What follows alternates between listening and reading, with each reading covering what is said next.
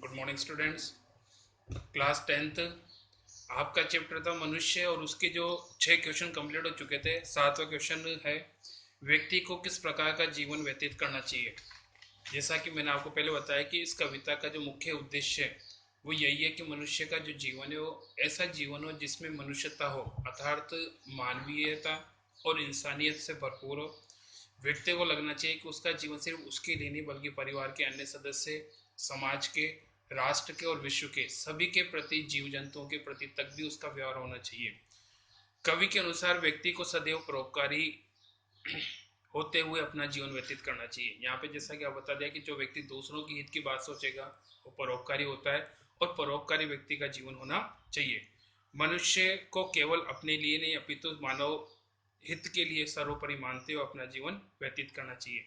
दूसरी बात कि व्यक्ति को सिर्फ अपने बारे में नहीं बल्कि अपने साथ साथ समस्त मानव जाति के लिए भी हित सोचे और उसी के लिए अपना जीवन जिए। स्वार्थपूर्ण जीवन व्यतीत करना पशु प्रवृत्ति है, मानव स्वभाव नहीं है। मनुष्य को अपने में उदारता, त्यागशीलता जैसे गुणों को विकसित करना चाहिए। दूसरों की भलाई के लिए यदि सर्वस्व त्याग करना पड़े तो सदैव तत्पर रहना चाहिए। उसे धन पर कभी भी तुच्छ घमंड नहीं करना चाहिए, क्योंकि यहाँ पे तुच्छ धन है, अर्थात धन ऐसा है जो कि हाथ के मेल के समान, इस पर कभी भी व्यक्ति को घमंड नहीं करना चाहिए। निरंतर कर्मशील रहते हुए आगे बढ़ना चाहिए। मनुष्य को ऐसा जीवन व्यतीत करना चाहिए कि लोग उसकी मृत्यु के बाद भी उसे याद करें और उसको इस संसार में अमरता प्रदान करें। अर्थात मनुष्य का जीवन ऐसा हो जिसमें खुद के साथ साथ लोगों का हित हो और वो मर के भी लोगों के लिए अमर हो जाए। नेक्स्ट क्वेश्चन है 8। मनुष्यता कविता के माध्यम से कवि ने क्या संदेश दिया है। यहाँ पे जैसा कि हम बात है कि जो मनुष्यता का संदेश यही है कि मनुष्यता में मनुष्य को मनुष्य बनने का अधिकार दिया है, या ये कर्तव्य याद दिलाया कि वो मनुष्य कब बन सकता है। सिर्फ इंसानियत और मानवता ही उसे इस मनुष्य जीवन को सार्थक करने में उपयोगी सिद्ध करते हैं। मनुष्य का जीवन विशिष्ट जीवन है, क्योंकि मनुष्य के मन में प्रेम, त्याग, परोपकार, बलिदान का भाव होता है। अपने से पहले वो दूसरों की चिंता करते हुए अपनी शक्ति, अपनी बुद्धि और अपनी वैचारिक शक्ति का सदुपयोग करना मानव का कर्तव्य है। प्रस्तुत कविता के माध्यम से कवि मानवीय एकता, सहानुभूति, सद्भाव, उदारता और करुणा का संदेश देना चाहता है। वह चाहता है कि मनुष्य समस्त संसार में अपनत्व की अनुभूति करे। वह दीन दुखियों और जरूरतमंदों के लिए बड़े से बड़ा त्याग करने को तैयार है। वो पौराणिक कथाओं के माध्यम से इन महापुरुषों जैसे दधीची, कर्ण, रंतिदेव के त्याग से प्रेरणा ले। ऐसे सत्कर्म करें कि मृत्यु के उपरांत भी लोग उसे हमेशा याद करें और उसका जीवन कह सकते हो कि लोगों के लिए अमर हो जाए। तो यहाँ पे मनुष्य के लिए ये संदेश है कि वो इस प्रकार का जीवन व्यतीत करे। नेक्स्ट क्वेश्चन आता है सेकंड, निम्नलिखित का भाव स्पष्ट कीजिए। फर्स्ट आता है सहानुभूति चाहिए महाविभूति ये वशीकृता सदैव ही बनी हुई स्वयं ही विरुद्धवाद बुद्ध का दया प्रभाव में बहा विनित लोक वर्ग के आने सामने जो करा। यहाँ पे जैसे कि कवि बताते हैं कि सहानुभूति है वो सबसे बड़ा गुण है, क्योंकि जैसे मैंने आपको बताया कि अगर आपके मन में दूसरों व्यक्तियों के प्रति प्रेम है, दया है, त्याग है, तो ये सहानुभूति का उदाहरण है। और कवि यहाँ पे बताना चाहता है कि आप जब ऐसा व्यवहार करेंगे तो निश्चित तौर पे क्या होगा कि आपके विरोधी भी आपके समर्थक हो जाएंगे। जो व्यक्ति आपका विरोधी रहा है वो व्यक्ति आपके समर्थन में तत्पर होगा। और इसी का उदाहरण द्वारा सिद्ध किया गया है।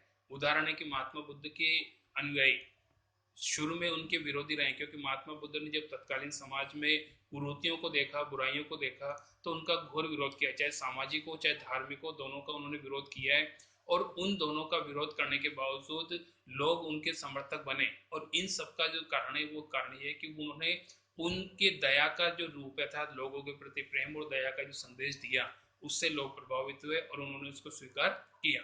तो ये चीज कवि खुद बताना चाहते हैं कि सारा संसार हमारे वश में हो सकता है, लेकिन इसके लिए सबसे बड़ी बात क्या है कि हमारे मन में दूसरों के प्रति दया होनी चाहिए।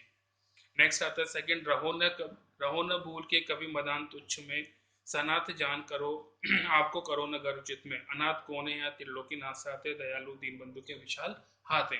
कवि ने आप स्पष्ट कर दिया कि हे मनुष्य, तुम एक चीज का विशेष ध्यान रखो कि कभी भी जो तुच्छ धन है, ऐसा धन जिसका कोई महत्व नहीं, हाथ के मेल के समान है, उस धन पर आप कभी भी क्या करो, घमंड नहीं करो। क्योंकि हाथ का मेल है, कभी व्यक्ति के साथ हो सकता है, कभी नहीं हो सकता। और साथ में अपने आप को सनाथ मत मानो। आप ये मत समझो कि आपके नाते रिश्तेदार, सगे संबंधी हैं, परिवारजन है, धन दौलत संपत्ति, ये सब आपका साथ दे देंगे, लेकिन आपको पता है कि ये सब एक निश्चित समय तक साथ दे सकते हैं, उसके बाद में सबका साथ छूट जाता है। तो व्यक्ति को उन पर भी घमंड गर्व नहीं करना चाहिए। अनाथ कौन है यहाँ? लेकिन एक चीज और कवि मन में चाहता है, वो ये चाहता है कि मनुष्य मन में ये भाव नहीं लाए कि संसार में उसका कोई भी नहीं है, वो अनाथ है। क्यों? क्योंकि त्रिलोकीनाथ साथ है, हमारा जो जगत पिता है संसार में ईश्वर, वो हमारा पिता है, और वो ईश्वर कभी भी मरता नहीं, अर्थात वो अमर है। तो जब वो मरेगा नहीं तो हमारे पिता मरा नहीं, और हमारे पिता मरे नहीं तो हम अनाथ कैसे हो सकते हैं? दयालु दीन बंधु के विशाल आते हैं। साथ में कवि एक और चीज बताता है कि हमारे जो ईश्वर है, उस ईश्वर दयालु है, दीनों का बंधु है, और उसके हाथ बहुत अधिक विशाल है, क्योंकि जो भी व्यक्ति उसका सहारा पाना चाहता है, उसका हाथ थामना चाहता है, उसके लिए निरंतर आगे से आगे हाथ बढ़ाता रहता है। एक कदम व्यक्ति चलता है तो 2 कदम हाथ आगे ईश्वर बढ़ाता है। नेक्स्ट आता है थर्ड, चलो अभिष्ट मार्ग में सहर्ष हंस खेलते हुए, विपत्ति विघ्न जो पड़े उन्हें ढकेलते हुए। घटे न हेलमेल बढ़े न भिन्नता कभी, अतर्क एक पंथ के सतर्क पंथो सभी।